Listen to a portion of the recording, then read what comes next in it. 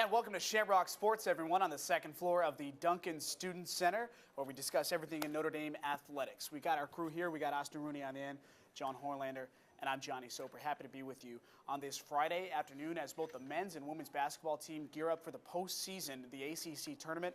And the Notre Dame men's basketball team just had a pretty good stretch the last couple of games, and we go right to the highlights. We'll start with the game against Wake Forest on Saturday. TJ Gibbs has been playing out of his mind lately. Here's Gibbs, 3-ball. That's good. He's stepped up in a big way in the absence of Farrell and Colson. That's exactly right. He's going to be really important come next year with Farrell and Colson leaving. Gibbs is going to have to step up and be a big scorer. How about Burnsy with the big block there? Nice defense from Burns. And then Burns on the other end, there's Gebbin to clean it up. Tell you what, Gebbin just played one of his most complete games as a Notre Dame basketball player. Jogo, Gebbin again. Yeah, 22 points, 14 rebounds for Gebbin. He was fantastic versus Wake Forest. Hey, how about Martinez, Gebbin one more time? Farrell, Gebbin. Makes it look easy. With the flush. And then toward the end of the first half, TJ Gibbs, he's hit a couple of these, but that one does not fall. Notre Dame had a tough time against Wake Forest. They were able to score a lot of points, but defensively, Wake Forest able to carve up the Irish defense. Second half, TJ Gibbs, he finished with 20 points in this game, but here's Marty Gebbin one more time. Yeah, you know, and it's always tough to win on the road in the ACC, especially against a team like Wake. They may be 14th in the conference, but, you know, North Carolina, it's always a tough place to play in Tobacco Road. Marty Gebbin finished with a team-high 22 points against Wake Forest, 5 dunks for Gebbin. That was one of his more impressive ones. And then Farrell to Gibbs. Now here's Jogo in the corner. That one no good, but then Farrell on the offensive board. That one's from way downtown. If he's in the gym, he's in range. He is. More of that to come later. We'll take a look at that in just a few moments. And then down low, how about Austin Torres on the nice find? And Torres has been pretty good the last couple of games, chipping in offensively. Backdoor cut. Gebbin finds Matt Farrell. And that's part of the game that Notre Dame has been lacking the past couple of weeks, but they were able to get that back against Wake Forest. Gebbin back to Farrell. Farrell through the lane, finding the open man. Rex Fluger knocks down the three this time. Another guy who's going to have to step up come next season. He's going to be a senior leader for this team, Rex Fluger. Notre Dame putting together a nice little run. They were down for most of this game until the late minutes of the second half. Under 4 to go now. Notre Dame sharing the sugar on this possession. Farrell calls for the screen from Burns. He gets it. Able to find some separation. Pump fake from Fluger back out to Farrell downtown. So smooth from Matt Farrell. Great three-point shooter. Irish definitely going to miss him next season. And then late in the game, under 20 seconds to go, Matt Farrell here, as we have a tie game, 71-71. He holds the ball for close to 9 seconds. He wanted the shot all the way. Creates some space for himself. Off-balance three, you betcha. Irish take the 3-point lead with 5.9 seconds left. Wake Forest final chance. How about this defense from Marty Gebbin? Last chance for Wake Forest, and Gebbin is able to get the turnover on the sideline. And then Marty Gebbin, the free throw maestro, puts the game away. Yeah, he's shooting 85% ACC play. Marty Gebbin has just stepped up this play in a big way. Notre Dame wins it 76-71. Wake Forest unable to complete the 5-point play there on the half-court shot. It's always a tough one. Always a tough one late in the game. And they moved it right along. Wednesday night, senior night, Irish taking on Pitt. And guess who's back? Back again. Bonzi's back. 9 weeks out with a fractured foot. He's ready along with the other seniors to take over this one. Marty Gebbin inside, slamming it home, equalizing it too. And the big fella's really played a big factor in this one as Colson hits the tough shot. He's back. Yeah, Notre Dame just a different team with Bonzi Colson in the lineup. Such a dynamic scorer. Mid-range jumper there from Colson. He had 12 on the night. He was 1 rebound short of a double-double just in 21 minutes as he grabs the rebound there and gets the putback. Very dominant early. Jogo off the glass, and another senior, Austin Torres, gets the and one. Big energy guy for the Irish the past few seasons. Gibbs rattling home the three. And Farrell, he says, you know what, I'm leaving too. I'm going to leave you with something to think about. Pops from 3. Irish went on a 16-0 run in the first half to really break away from the Panthers, who haven't won a game in ACC play. A historically bad season for Pittsburgh. Yeah, Kevin Stallings in his second season definitely going to be on the hot seat. Mooney there with the N1, and Burns, another guy who's going to have to step up next year. Irish up 39-23 at the half. In the second half, we're back to business as usual as it's a give and go. Farrell to Colson and a floater coming from Farrell here. Bonzi Colson, aren't they glad to have him back? There's the floater from Farrell and a three-pointer from TJ Gibbs. The Irish are rolling. 54-30, 55-43 now as it's Farrell from the corner. Irish just pouring it on in control all night. Mooney really fighting against multiple Pitt defenders. It's like men among boys there.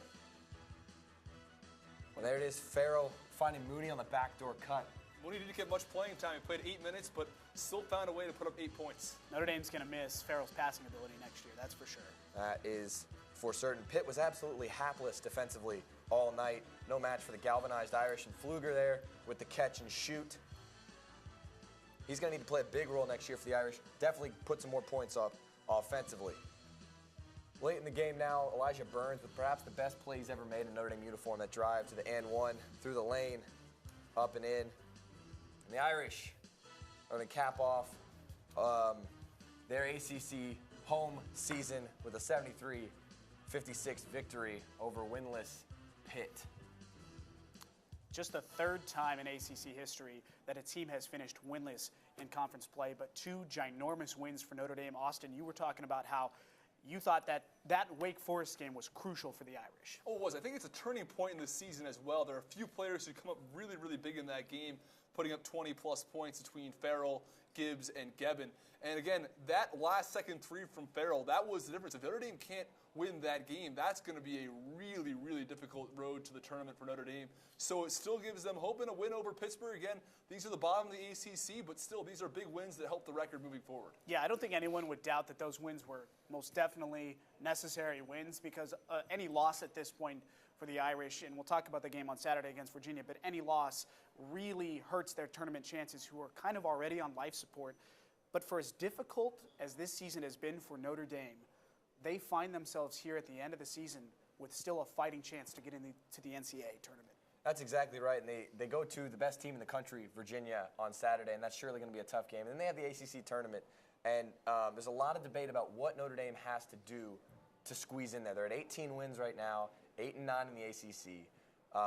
They're currently listed as the next 4 out, so within 8 teams of making the tournament. But I think it's going to take a strong performance, if not a win, against Virginia in the last game of the season, plus a great performance in the ACC tournament. Yeah, Coach Bray says that they're going to get much more minutes out of Bonzi Colson on Saturday. In his first game back, obviously they want to limit him somewhat. He played 21 minutes, as you mentioned, but they were a pretty efficient 21 minutes. He was 4 of 6 from the floor. Yeah, he started off the game really, really well. He started off the first half, had 8 of the team's first 10 points, and then in the start of the second half, he put up an additional 4 points. So he was pretty productive offensively throughout the game, but again, he's going to have to play a big role versus UVA. But I think even more importantly than that, Notre Dame's going to have to shoot the ball well. UVA has the best defense in the country. They allow just 52 points per game. And this team, again, they defend the 3 extremely well. That's part of their best part on defense. They allow just teams to shoot just 29% from 3. So Notre Dame's going to have to find one player to go on a crazy hot streak versus UVA if they're going to have a fighting chance. Let's take a look at those ACC tournament scenarios, by the way. It will be next week. There is Notre Dame's path if they were a 9 seed. Now, those rankings right now, those seedings, are if the season ended today. The 2 through 5 seeds could fluctuate a lot depending on what happens this weekend. Virginia has locked up that number 1 seed. But when you take a look at that path right there for the Irish, if they were to retain that spot in the number 9, which they currently are, what do you think? Do they have a legitimate shot of making a run? That's a really tough road for the Irish.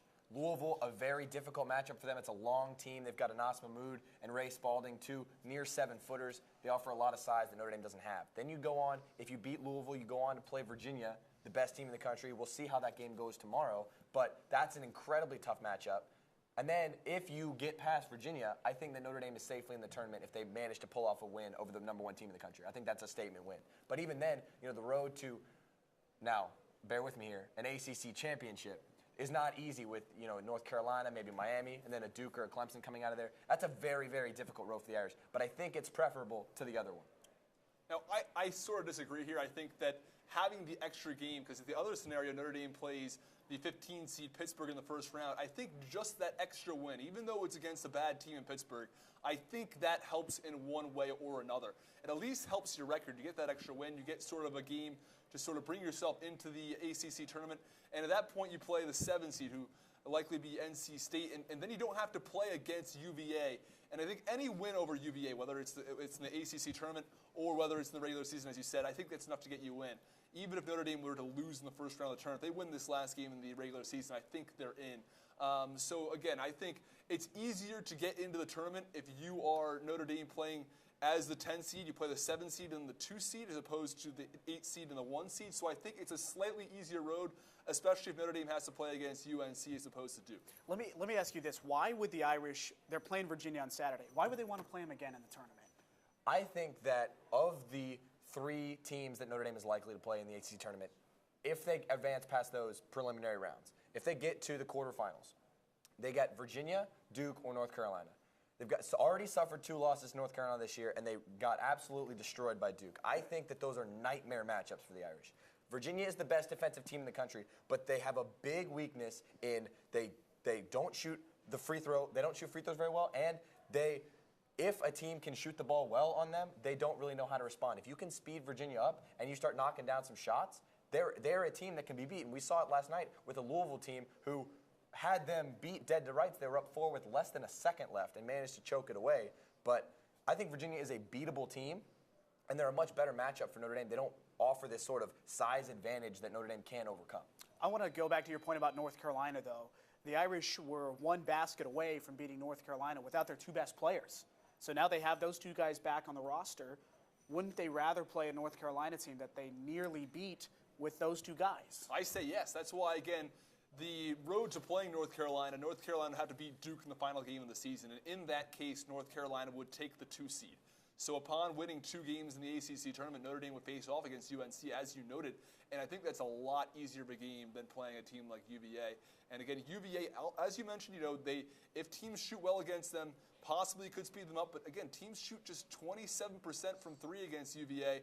And this team runs the offense the way they want to run it, which is extremely slowly. They take a lot of time off the shot clock, long possessions, which is why they only allow 52 points a game, because the other team just does not have that many possessions. Okay, let's take a look at the other scenario. If Notre Dame were to be a 10 seed in the ACC tournament, here it is. They play in that first round. They don't get the bye. They play a team that has already locked up the 15 seed as a winless conference team. That's Pitt. So a team that they just beat easily. And then that next game seems a lot more manageable than if they were a 9 seed and had to play Virginia.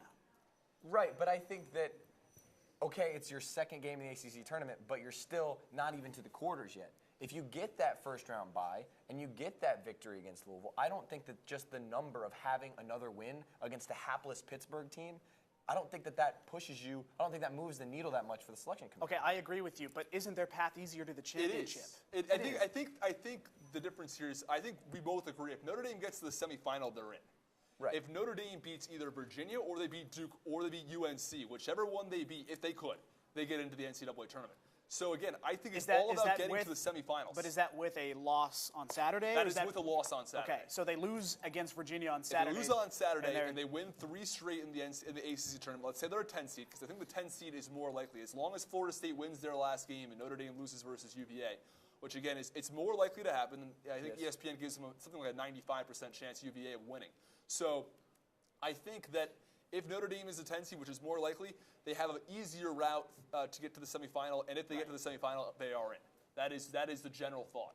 I think I would tend to agree with you. If Notre Dame can get past one of those elite ACC teams, those top 10 teams in the country, a win like that would just be a statement that would be enough to move the needle and push them into the tournament. Because the ACC has so much clout, within the selection committee as one of the strongest conferences in college basketball. And Notre Dame would be 21-14 if they were to the 10 seed and got to the semifinals. And I think that's good enough, being 21-14. Even 20-14, I think that's on the bottom part of the bubble. I think you're still out looking in, but I do think there is a chance they get in if they lose in the quarters. But you both think that if they lose against Virginia, their chances aren't completely done yet. Yeah, I totally agree with that. Yes, absolutely. I think that, the selection committee has, penciled in tomorrow's game as a loss. I think that I would not be surprised if Notre Dame went out and surprised some people and played really well. You look at those highlights against Pittsburgh, they're a completely different team when Bonzie Colson is on the floor. And you talked a lot about, when he comes back, is his conditioning going to be okay? Is he going to be rusty? He wasn't rusty at all. He was not. He looked like he'd been working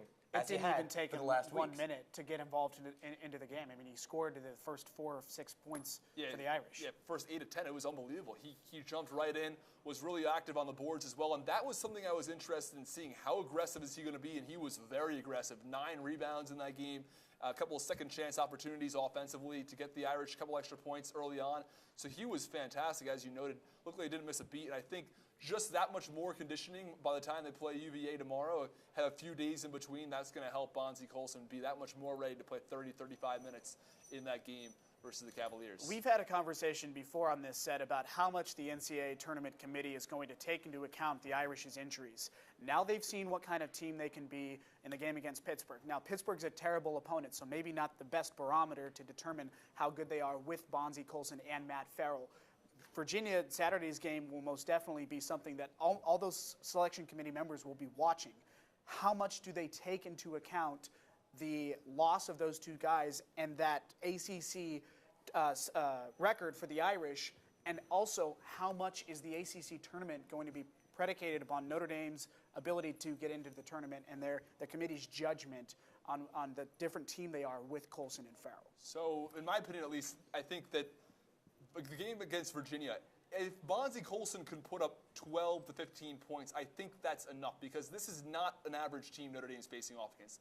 If Bonzie Colson can show he can do a good job and Notre Dame plays a close game with UVA, I think that's all they need to do in terms of showing that they're a better team with Bonzie Colson. Once you get into the ACC tournament, you need to beat the 7 seed, whether it be NC State or somebody else, whether it be a Virginia Tech or someone like that. But they need to beat the 7 seed. That is crucial. And I think that's going to be the game that's a little bit more important with Bonzie Colson, because it's a team it's a good team. It's not a team that's outstanding. But again, if Bonzie Colson has to definitely play well in these remaining games to show that Notre Dame is good enough to make the tournament. But Austin, I don't know if I think that at the end of the day, the selection committee is not just going to look and say, "Oh, Bonzie Colson played well. Let that check some boxes, moves the needle, whatever you want to say." I think it's at the end of the day, it's about Notre Dame winning basketball games. I think you are right. I think Colson has to play well for Notre Dame to win against Virginia, and that's what they need to be looking at. Notre Dame needs to come out to Virginia tomorrow and try to win, and I think that they have a really good shot because, I mean, in their time in the ACC, the Notre Dame-Virginia matchups have always been some of the most intriguing because Notre Dame shoots the ball so very well, especially from behind the arc.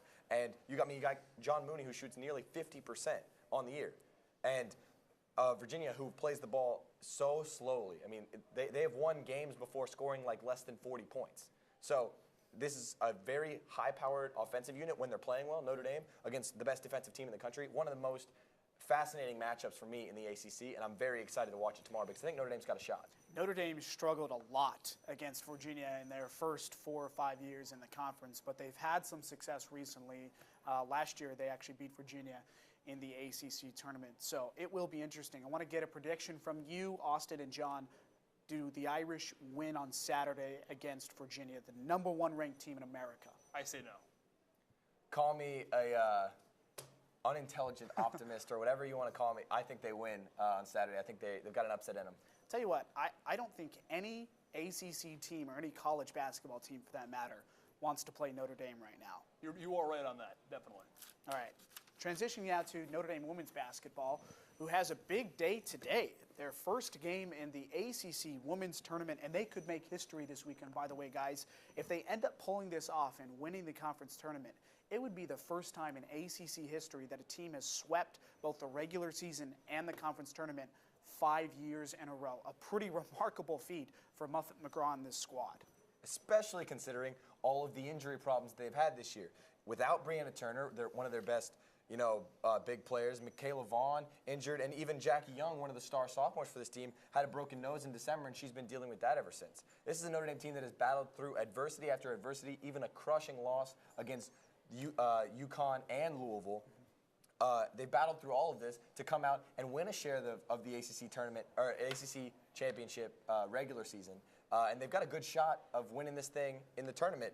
Virginia today, looking forward, they'll either probably play Florida State in the round after that, and then they've got that matchup looming probably with the Louisville Cardinals in the ACC tournament championship. I'm very excited for this ACC tournament because Notre Dame is ready to get some revenge. I think this is probably one of the most compelling tournaments for the Irish, given the fact that Louisville beat them so badly earlier in the year, and that seems to be the likely matchup in the championship game. Yeah, that loss by 30 points was crushing, but I think this is a new Notre Dame team that we're seeing right now. It's a team that beat Tennessee and came back. That was 11 games ago.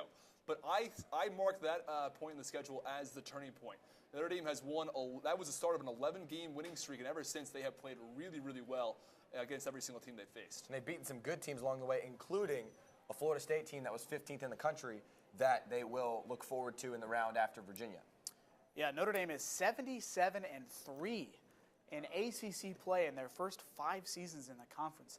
That is unfathomable. That is an incredible record. That's pretty good. Yeah, that's not pretty bad. good. Not bad. I think Coach McGraw, I think her job's safe. But she's not happy. She's not happy until they're lifting that trophy. I think and that's so one too. of the things I admire most about Muffin McGraw. She's one of the most tenacious head coaches in the country. And she is not happy with 77-3. She wants to see a 5th straight ACC championship trophy. And they still have not been able to get over that hump, eclipsing that mountaintop of the NCAA championship. Those dang UConn Huskies have always been in the way every single time. So we'll see what happens with the Irish. Arike Agumbawale, by the way, a semifinalist for National Women's Basketball Player of the Year and Best Shooting Guard in the country. So we'll follow that and see what happens with Agumbawale. By the way, the ACC All-Conference team for women's basketball was released this week. The Irish had 3 players, a couple of first-team players and a second-team player as well. But it will be interesting to see what happens in the ACC Women's Tournament because I don't think Notre Dame has really felt a strong sense of competition in their first 4 years playing in this league.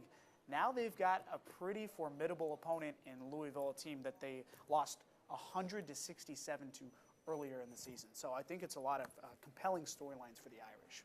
That's exactly right. And that Louisville game was absolutely brutal to watch. That environment is tough in the KFC Yum Center, one of the biggest arenas in the country, and Louisville just played out of their minds. And I think that Notre Dame has had that in the back of their heads ever since. And I don't think that they're going to forget it come championship time when they face off against the Cardinals. That game is going to be a battle for a 1 seed.